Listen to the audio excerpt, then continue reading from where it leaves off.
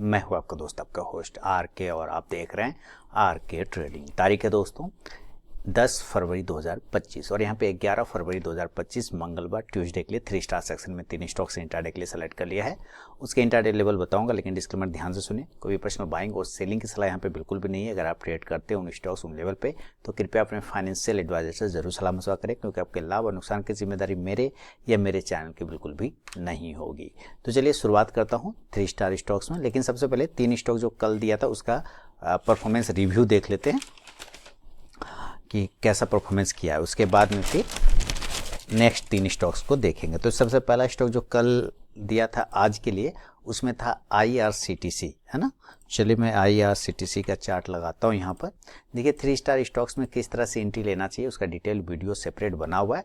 आप उस वीडियो को ज़रूर देखिए, आपको सारा डिटेल मिल जाएगा कि किस तरह से एंट्री लेना चाहिए। 778 के ऊपर बाइंग था IRCTC और 768 के नीचे सेलिंग था। तो आप यहाँ पे देखिए, अगर लो देखें, अगर इस यहाँ पे तो ठीक 767 एग्जैक्ट 767 रुपया 20 पैसा है। जैसे लगे कि कोई एकदम बहुत होशियारी के साथ समझदारी के साथ बैठा हो कि नीचे का SL काटेंगे। तो अगर किसी ने यहाँ पे सेल किया होगा तो उसका SL कट गया होगा। लेकिन 778 के ऊपर अगर किसी ने बाइंग किया होगा, कोई बाई साइड वाले भी तो लोग होते हैं, तो अगर किसी ने बाई किया होगा तो 10:30 बजे के आसपास उसका ऑर्डर ट्रिगर हुआ। पहला टारगेट 783 वो मिला, दूसरा टारगेट था 788, तो वो भी लगभग आसपास में मिल गया 2 टारगेट। दूसरा स्टॉक था टाटा मोटर्स, ये तो सेल साइड ही गया था। 710 के ऊपर बाइंग था तो वो तो गया नहीं, बात खत्म। 702 के नीचे सेलिंग था, तो देखिए 702 के नीचे अगर सेल हुआ है तो इस एरिया के पास में सेल हुआ है। और पहला टारगेट था 697, वो मिल गया। दूसरा टारगेट था 692, तो लगभग 93 का इसने लो लगाया, तो 2 टारगेट टाटा मोटर्स ने भी आपको दे दिया। तीसरा स्टॉक था लॉरस लैब। तो चलिए लॉरस लैब को देखते हैं। बाइंग करना था 643 के ऊपर, गया नहीं तो बाइंग हुआ नहीं। सेलिंग करना था 637 के नीचे, तो यहाँ कहीं पे 637 के नीचे ही से खुला है वहाँ से, और इसने लो लगा दिया 617, तो सारे टारगेट डन हो गए। 625 का फाइनल टारगेट था, लेकिन इसमें ना एंट्री ही नहीं बनेगा। अगर आप उस 3 स्टार वीडियो में एंट्री कैसे लेना चाहिए वो वीडियो अगर आपने देखा तो इसमें एंट्री ही नहीं बनेगा। क्लियर है। चलिए अब बढ़ता हूँ 11 तारीख के जो 3 स्टॉक सेलेक्ट किया है उसके बारे में। तो उसका देख लेते हैं कौन कौन सा स्टॉक्स है। पहला है बैंकिंग सेक्टर का और उसका नाम है इंडसइंड बैंक। तो चलिए मैं यहाँ पे टाइप करता हूँ इंडसइंड बैंक। सिलेक्शन रीजन समझिए, सिमेट्रिकल ट्रायंगल पैटर्न। कौन सा है triangle pattern? Symmetrical triangle pattern, है ना। सिमेट्रिकल ट्रायंगल पैटर्न देख रहे हैं किस तरह से बढ़िया सा एक ट्रायंगल पैटर्न बना के ट्रेड कर रहा है। स्पेस बहुत छोटा हो गया इसको, है ना। अब अगर स्पेस छोटा है तो ब्रेकआउट करेगा या तो जल्दी से ब्रेक डाउन करेगा, यही हो सकता है।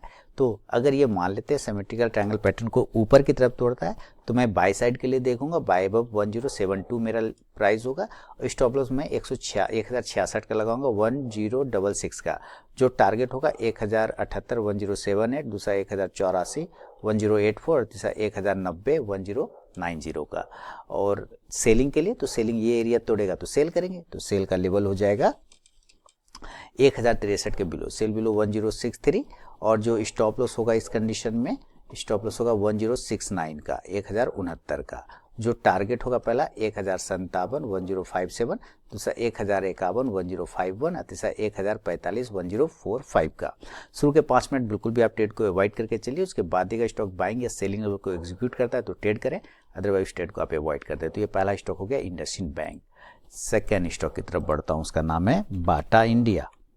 कंजम्पशन वाले शेयर पे थोड़ा सा नजर रख सकते हैं। इसने भी सेम काम किया है, उसी तरह का एक ट्रायंगल पैटर्न लगभग एक्चुअली ये ट्रायंगल पैटर्न दिख रहा है, लेकिन है ज्यादातर बढ़िया। आप इसको कह सकते हैं कि ये कंसोलिडेशन फेज में चल रहा है इंट्राडे में। देखिए छोटा सा दायरा बना के कंसोलिडेशन फेज में, तो आप इसको साइडवेज कह सकते हैं कि उसी तरह से। तो हमें इस एरिया के ऊपर निकालने देने पर बाइंग होगा और इसके नीचे जाने पर सेलिंग होगा। तो बाय करेंगे, अगर 1046 के ऊपर निकालता है तब बाय वो 1046। जो स्टॉप लॉस होगा वो 1040 का होगा। जो टारगेट होगा 1052 1052, दूसरा 1058 1058, और तीसरा 1064 1064 का। लेकिन अगर ये नीचे के एरिया को तोड़ देता है तो हम लोग सेल करेंगे और सेल का लेवल होगा 1033 के बिलो, सेल बिलो 1033। जो स्टॉप लॉस होगा, स्टॉप लॉस वो होगा 1039 1039 का। जो टारगेट होगा 1027 1027, दूसरा 1021 1021 और तीसरा 1015 1015 का। फर्स्ट टारगेट पर भी स्टॉक पहुंचता है तो जरूर अपना 50 to 70% क्वांटिटी बुक कीजिए, बाकी का आप अपना स्टॉप लॉस टेल करके चल सकते हैं। तो ये है सेकेंड स्टॉक बाटा इंडिया। तीसरा और फाइनल स्टॉक की तरफ बढ़ता हूँ, उसका नाम है सन टीवी। देखिए आज गैप डाउन ओपनिंग हुआ, कुछ रिजल्ट का होगा मामला, गैप डाउन ओपनिंग हुआ लेकिन फिर उसी एक बड़ी कैंडल के शैडो में ही पूरे दिन ट्रेड करता रह गया और एक बेहतरीन ट्रायंगल पैटर्न इसने भी बना लिया सिमेट्रिकल वाला। तो हमें इसी ब्रेकआउट और ब्रेकडाउन पे ट्रेड करना है। मान लेते हैं अगर इस ट्रायंगल पैटर्न का ब्रेकआउट होता है 608 के ऊपर तो खरीदारी आ सकता है, बाय अबव 608।